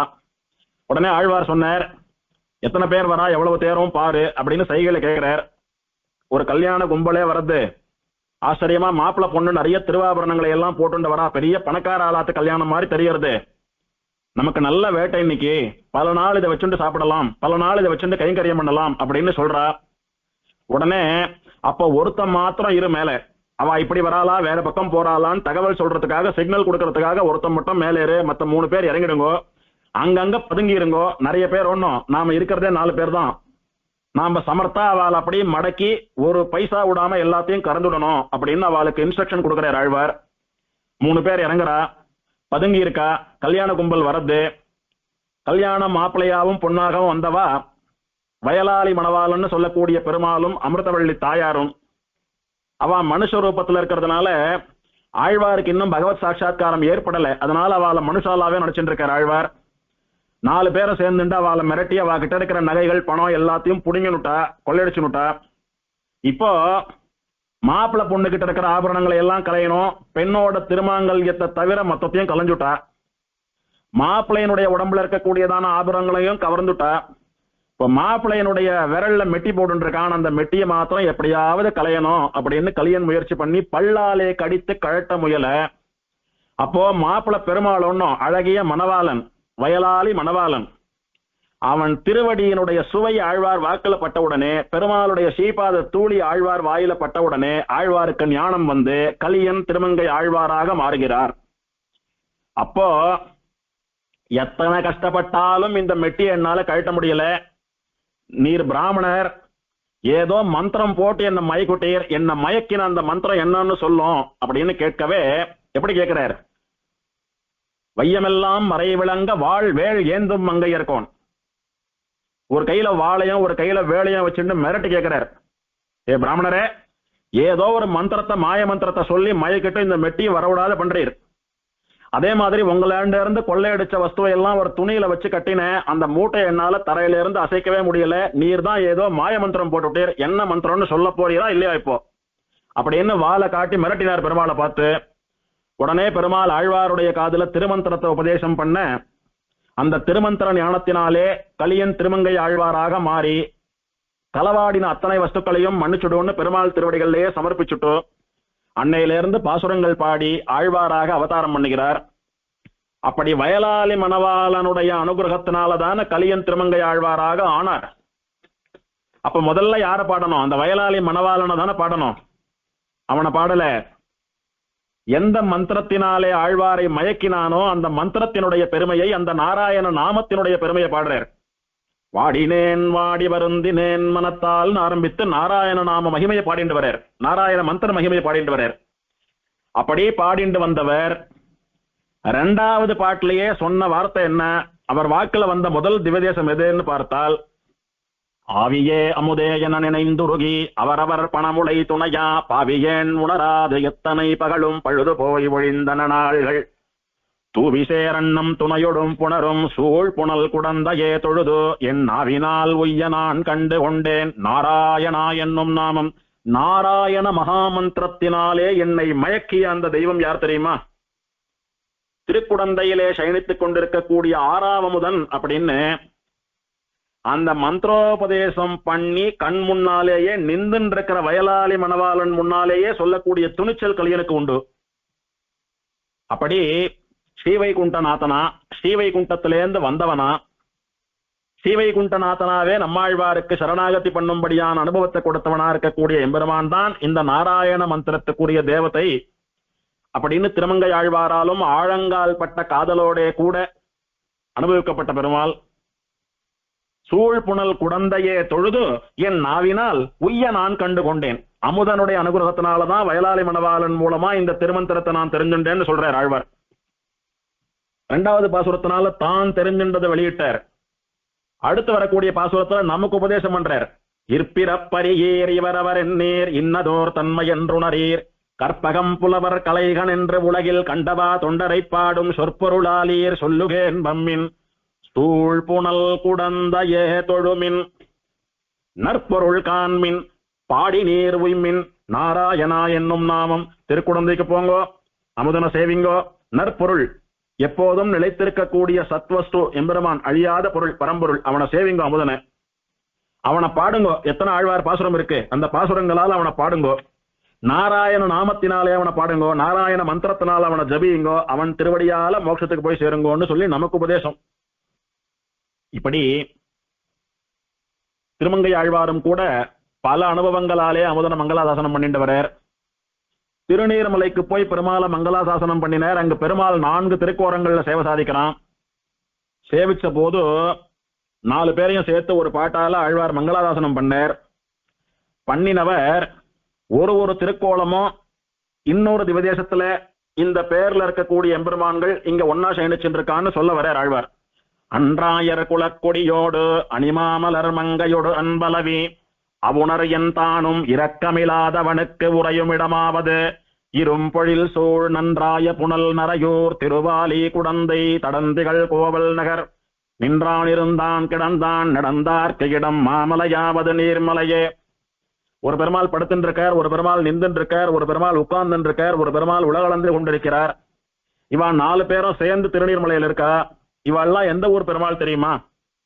நின்றுன்ற பெருமாள் திருநறையூரிலே நின்று கொண்டிருக்கக்கூடிய நரையூர் நம்பி ஸ்ரீனிவாசன், அவன் தான் இங்க திருநீர்மலை நீர்வண்ணனா நின்று இருக்கான். திரு ஆலேன்னு சொல்லக்கூடிய திவதேசத்திலே அமர்ந்து கொண்டிருக்கக்கூடிய லட்சுமி நரசிம்மன் தான் இங்க திருநீர்மலை மலை மேல பால நரசிம்மனா சேவை சாதிக்கிறான். கோவல் நகர் திருக்கோவலூர்ல உலகளந்த பெருமாளான திருவிக்கிரமன் தான் இங்கு திருநீர்மலை மேலையும் திருவிக்கிரமனா சேவை சாதிக்கிறான் அப்படின்னு சொன்னாரு. சயன பெருமாளுக்கு இங்க ஸ்ரீரங்கநாதன் பெரிய பெருமாள்னே திருநாமம். ஸ்ரீரங்கத்து பெருமாள் இங்க சயனிச்சுருக்காருன்னு சொல்லியிருக்க வேண்டாமோ? ஆனா என்ன சொன்னார்? குடந்தை திருக்குடந்தையில சயனிச்சுருக்கிற பெருமாள் அமுதன் இங்க சயனிச்சுருக்கான்னு சொன்னார். திருக்குடந்தையில் அமுதன், திருநீர்மலையில் ரங்கநாதன். இதனாலும் தெரிகிறது அமுதன் வேற ரங்கநாதன் வேற இல்ல, ரெண்டு பேரும் சேர்ந்து ஒரே விமானத்திலே ஒரே மூர்த்தியாக இருந்த எம்பெருமான்கள் தான். இப்படி திருமங்கை ஆழ்வாரும் கூட ஸ்தல புராணத்தை கொண்டு எம்பெருமானை மங்களாசாசனம் பண்ணுகிறார். திருமங்கை ஆழ்வார் அமுதன் தன் மனசெல்லாம் அப்படியே இடம் கொண்டுட்டான், இனிமேல் ஆழ்வாருடைய மனசை விட்டு போக மாட்டான், அப்படியே நிறைஞ்சுட்டான். இதை வெளியிடுறார். வந்த நாள் வந்து என் நெஞ்சிடம் கொண்டான், மற்றோர் நெஞ்சறியான், அடியேனுடை சிந்தையாய் வந்து தென்புலர்க்கு என்னை சேர்கொடான், இது சிக்கெனப் பெற்றேன் ஒந்துலாம் பொழில் சூழ் குடந்தை தலை கோவினை குடமாடிய கூத்தனை எந்தையை எந்தை தந்தை தம்மானை எம்பிரானை எத்தாள் மறக்கேனே. இந்த அமுதன் அவனை தேடி நாம் போல, என்னை தேடி அவன் வந்து என் மனசுல இடம் பெற்றுட்டான். சரி வந்தான், பக்தனாகிய ஆழ்வாருடைய மனசுல அமுதன் இருக்கான்னு நினைச்சுட்டு இருக்கிறச்ச மனசை விட்டு போல. மற்றோர் நெஞ்சறியான், இது மாதிரி பல பக்தர்கள் எனக்கு இருக்கா, அவ மனசுல எல்லாம் நான் போய் இருக்கேன் அப்படின்னு சொல்லி என்னை விட்டுட்டு போயிடல. அவன் என் மனசை விட்டு போற எண்ணமே இல்லாம என் மனசோடையே இருந்துட்டான். மனசுலதான் இருக்கான்னு பார்த்தா என்னுடைய சிந்தனை என்னுடைய புத்தியிலும் அவன் தான் வியாபிச்சிருக்கான். இப்படி உடல் பொருள் ஆவி மொத்தம் அமுதனே வியாபிச்சிருக்கிறபடினால எனக்கு நரகம் கிடையாது, நான் யமலோகத்துக்கு போக வேண்டிய அவசியம் இல்லை. அதனால தென்புலர்க்கு என்னை சேர்கூடான், என்னை யமனுடையதான லோகத்திற்கு அனுப்பி வைக்க மாட்டான் எம்பெருமான். அப்படின்னா எனக்கு மோட்சம் தரப்போறான் பெருமாள். இது சிக்கென பெற்றேன். இப்படி பெருமாள் பண்ணின அனுகிரகத்தை நான் இழப்பதாக இல்லை, கெட்டியா பிடிச்சுட்டேன். அதனால இந்த திருக்குடந்தை அமுதனை என் சுவாமியை நான் எப்படி மறப்பேன்? என்னால மறக்கவே முடியாது. வந்தாய் என் மனத்தே வந்து நீ புகுந்த பின்னை எந்தாய் போயறியாய் இதுவே அமையாதோ கொந்தார் பைம்பொழில் சூழ் குடந்தை கிடந்து வந்தமைந்தா உன்னை என்றும் மறவாமை பெற்றேனே. வந்த நாள் வந்து என் நெஞ்சிடம் கொண்டான்னு சொல்லக்கூடிய பாசுரத்தினால நமக்கு உபதேசம் பண்ணினார் திருமங்கை ஆழ்வார். அமுதன் என் மனசுல வந்தான், என் மனசை விட்டு வேற இடத்துக்கு போகமாட்டேன்னுட்டான், உனக்கு நரகம் யமலோகம் எல்லாம் கிடையாதுன்னு சொல்லிட்டான். இனி நான் அமுதனை விடுறதா இல்லை, என்னால அமுதனை மறக்க முடியலன்னு நம்மளை பார்த்து சொன்னார். இப்ப இன்னும் அனுபவம் ஜாஸ்தியா போய் அமுதனை பார்த்து அந்த வார்த்தையை சொல்றார். வந்தாய் என் மனத்தே, அமுதா நீ என் மனசுல வந்து தங்கின, வந்து நீ புகுந்த பின்னை எந்தாய் போயறியாய். வந்த நீ ஏதோ நம்மளுடைய பக்தர் கொஞ்ச காலம் அவரோட இருந்துட்டு அப்புறம் வந்துடலான்னு திரும்பி போயிடல, நீ ஸ்திரமா என் மனசுலயே நின்றுட்ட. இதுவே அமையாதோ, எப்பயோ வந்த தரிசனம் கொடுத்துட்டு கொஞ்ச நேரம் எனக்கு அனுபவத்தை கொடுத்துட்டு போயிடுவேன்னு நினைச்சேன். ஆனா நீ வந்து பல காலம் மாறுதே, ஸ்திரமா தங்கிவிட்ட. ஆனா எனக்கு ஒரு பயம் இருக்கு, என்ன தெரியுமா? நீ இப்பவும் கிளம்பி போலாமே, ஏன் நாளைக்கு போலாமே, இன்னும் ஒரு 10 வருஷம் கழிச்சு மனசை விட்டு நீ வெளியில போலாமே. ஆனா அப்படி எல்லாம் போயிடாதரா அப்பா, இப்படியே இருந்துட மாட்டையா? இதுவே அமையாதோ. எப்போதும் திருமங்கை ஆழ்வாருடைய மனசுல அமுதன் நிரந்தரமாக குடிகொண்டிருக்கிறான்னு சொல்லும்படியா என் மனசோடைய தங்குட. குடந்தை கிடந்து கந்தமைந்தா, திருக்குடந்தையில சயனிச்சென்றிருக்கிற எம்பெருமானே, உன்னை என்றும் மறவாமை பெற்றேனே, உன்னை நான் என்னைக்கும் மறக்கவே மாட்டேன். அப்படின்னா என்ன? ஆழ்வாரே நீங்க கவலைப்படாதங்கோ, உங்க மனசை விட்டு நான் எங்கேயும் போக மாட்டேன்னு சொல்லி அமுதன் ஸ்திரமா வைதிக விமானத்துல சயனிச்சுண்டா மாதிரி வைதிகரான திருமங்கை ஆழ்வாருடைய ஹிருதயத்திலும் சயனிச்சுண்டான். இனி ஆழ்வாராலே அமுதனை மறக்க முடியாது. இப்படி ஆச்சரியமா திருமங்கை ஆழ்வார் ரொம்ப ஆச்சரியமா இந்த எம்பெருமானை அனுபவித்து கடைசியா ஒரு வார்த்தை சொல்றார். தூவிசேரன்னம் மண்ணும் சூழ் புனல் குடந்த யானை பாவியேன் பாவியாது பாவியேன் ஆயினேனே. ஆழ்வாரே, அமுதன் வந்து மனசுல பூந்துட்டான், வேற மனசுக்கு போக மாட்டான், நரகத்துக்கோ யமலோகத்துக்கோ அனுப்ப மாட்டான், மோட்சம் தரப்போறான், அவனை மறக்க மாட்டேன்னு இத்தனை உருகிறீரே அமுதன் சொன்னா, அந்த அமுதனை நீங்க ஆரம்ப காலத்திலேயே சரணாகதி பண்ணி இருக்கலாமே. அதை விட்டுட்டு எத்தனையோ பாவங்கள்லாம் பண்ணிட்டு இருந்தீங்களே, ஏன் அது மாதிரிலாம் பண்ணீங்கோ அப்படின்னு ஜனங்க கேட்கிறா. இது அகைன் ஆழ்வாரை கேட்டதில்லை, நம்மளை கேட்கறதுன்னு வச்சுக்கணும். அப்ப ஆழ்வார் நம்ம சார்பில் பதில் சொல்றார். திருக்குடந்த அமுதனை நான் தியானம் பண்ணிருக்கணும், கண்ணால சேவித்திருக்கணும், வாயால அவனை ஸ்தோத்திரம் பண்ணிருக்கணும். இது ஏதாவது நான் அப்பவே பண்ணியிருந்தேனானா பாவமானது என்னை சூழ்ந்திருக்காது, நான் பாவியா இருக்க மாட்டேன். பெருமாளை பாவிக்காததுனால, பெருமாள் மேல பக்தி செலுத்தாததுனால நான் பாவியாயிட்டேன். என்னைக்கு பெருமாளிடத்துல நான் சரணாகதி பண்ணினேனோ, அவன் மேல பக்தி பாவனையை செலுத்தினேனோ, அன்னையிலிருந்து நான் தூய்மையானவனாகிவிட்டேன். ஆக நம்முடைய பாவங்கள்ல இருந்தெல்லாம் நம்மளை விடுவித்துக் கொள்வதற்கான ஒரே தீர்வு இந்த அமுதனிடத்திலே சரணாகதி பண்ணுவது, அவனை நினைப்பது. இதே திருமங்கையாழ்வார் திருவழிக்கூற்றிருக்கைன்னு சொல்லக்கூடிய ஒரு முழு பிரபந்தத்தினாலே அமுதனை அனுபவித்தார். அதே ஆழ்வார் மடல்ல வரைச்ச காரார் குடந்தை அப்படின்னு ஆச்சரியமான திருக்குடந்தை என்கிற திவதேசத்தை மங்களாதாசனம் பண்ணியிருக்கிறார். பொன்னி மணி கொழிக்கும் பூங்குடந்தை போர்விடைன்னு இந்த அமுதனை கொண்டாடி இருக்கார். ஆச்சரியமா காவிரி நதியிலே ரத்தனங்கள் கலந்து பாயக்கூடிய உத்தமமான இந்த திருக்குடந்தையிலே நிறைய ராட்சசாலை எல்லாம் சம்ஹாரம் பண்ணிட்டு வந்து சயனித்துக் கொண்டிருக்கக்கூடிய மகாவீரனான இந்த அமுதன் அப்படின்னு அமுதனுக்கு ஆழ்வாருடைய மங்களாசாசனம். இப்படி பலவிதமான அனுபவத்தினாலே பல ஆழ்வார்களும் இந்த எம்பெருமானிடத்திலே மயங்கி கிடந்தார்கள். சுவாமி தேசிகனும் கூட திரமிடோபனிஷத் தாத்பரிய ரத்னாவளியிலே 66வது ஸ்லோகத்தினாலே ஸ்தாபயாமாச கிருஷ்ணம் கடஜித்தே ஸ்தாபயாமாச கிருஷ்ணம் அப்படின்னு சுவாமி நம்மாழ்வாராலே கண்ணனாகவே வழிபடப்பட்ட ஆறாவமுதன் அப்படின்னு மங்களாசாசனம் பண்ணி அமுதன் விஷயமா ஒரு ஸ்தோத்திரம், ஒரு ஸ்லோகம் பண்ணியிருக்கார். சுவாமி தேசிகனுக்கு பின்னால திருக்குடந்த தேசிகன் சொல்லக்கூடிய கோபாலாரிய மகாதேசிகன் பகவத் தியான சோபானத்தை போல இந்த அமுதன் விஷயமா அமுதனுடைய திருவடியிலிருந்து திருமுடி வரைக்கும் தியானம் பண்ணக்கூடியதான ஒரு ஸ்தோத்திரம், அபர்யாப்தாமிருத தியான சோபானம்னு சொல்லக்கூடிய ஒரு ஸ்தோத்திரத்தை பண்ணியிருக்கார். அவர் காலத்திலேயே திருக்குடந்த திவதேசத்திற்கு வேற்று மதத்துக்காரர்களாலே சில கலங்கங்கள் கலாபங்கள் எல்லாம் வந்த போது அதுல இருந்தெல்லாம் அமுதனை மீட்டு மங்களாசாசனம் பண்ணக்கூடிய பெரியாழ்வாருடைய பல்லாண்டை போலே திருக்குடந்த திவதேச விஷயமா இவர் ஒரு 4 மங்களாசாசன ஸ்லோகங்களையும் பண்ணியிருக்கார்.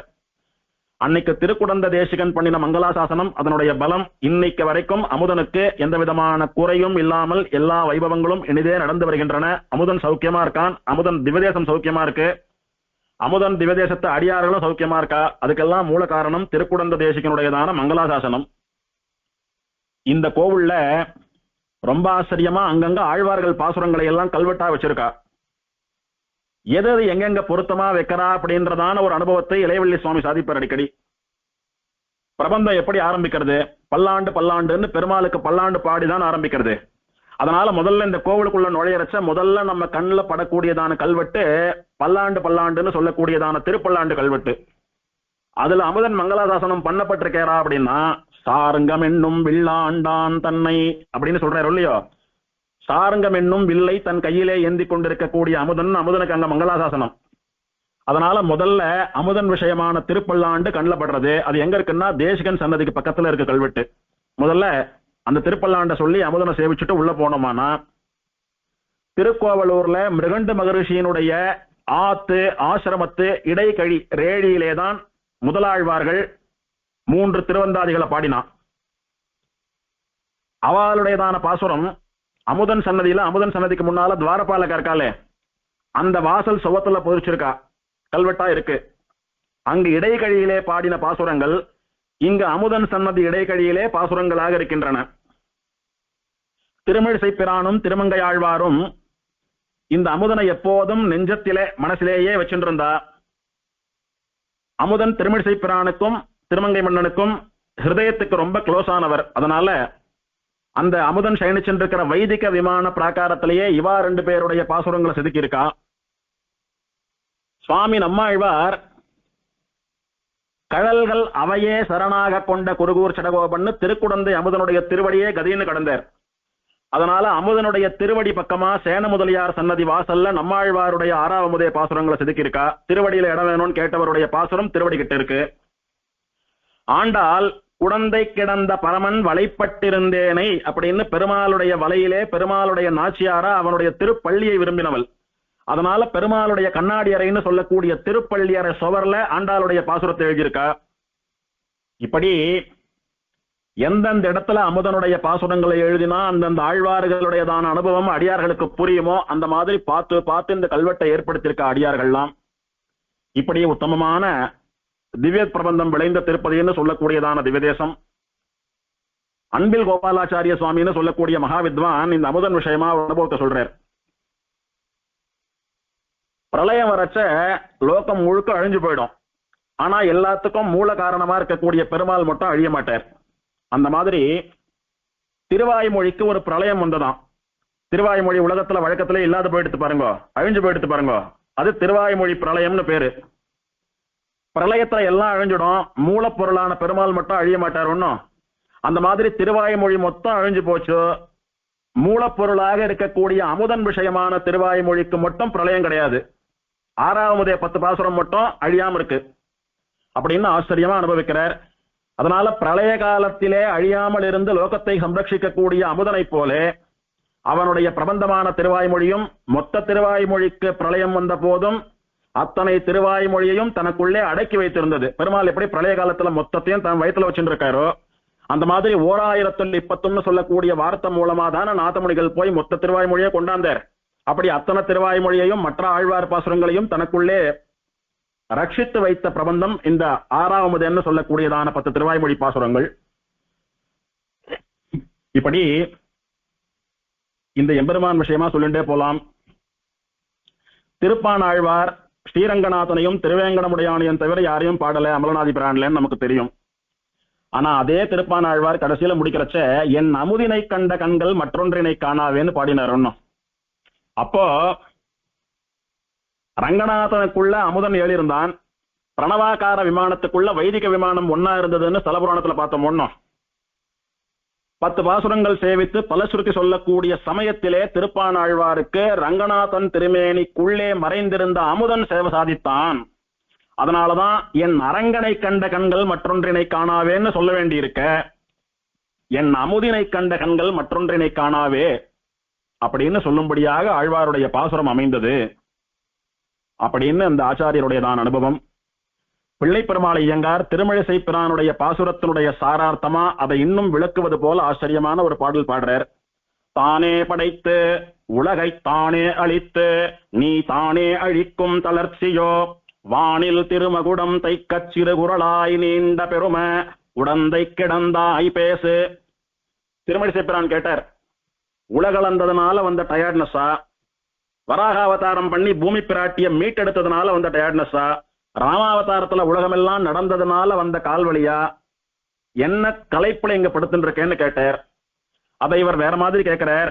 இந்த லோகங்களை எல்லாம் நீயே படைக்கிற, லோகங்களை எல்லாம் நீயே ரட்சிக்கிற, பிரளய சமயத்துல நீயே லயம் பண்ணி வைக்கிற, இப்படி எல்லா காரியத்தையும் நீ ஒருத்தனே பண்றதுனால ஏற்படக்கூடிய தளர்ச்சியோ அந்த சிரமத்தினால இங்க வந்து படுத்துட்டு இருக்கியா?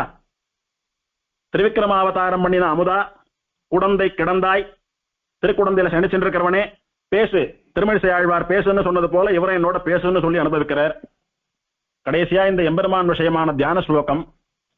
சார்ங்கி கோமலவல்லிகா சகச்சரஹ ஸ்ரீகும்பகோணேத்புதே திவ்யம் வேத விமானம் அத்ர விமலம் தீர்த்தம் சஹேமார்ஜினி தத்தாம்னோ अपि अयनद्वये च नियतं द्वारद्वयं प्राङ्मुखः प्रत्यक्षो अभवते तत्र हेममुनये शेषाङ्गशायी श्रियः.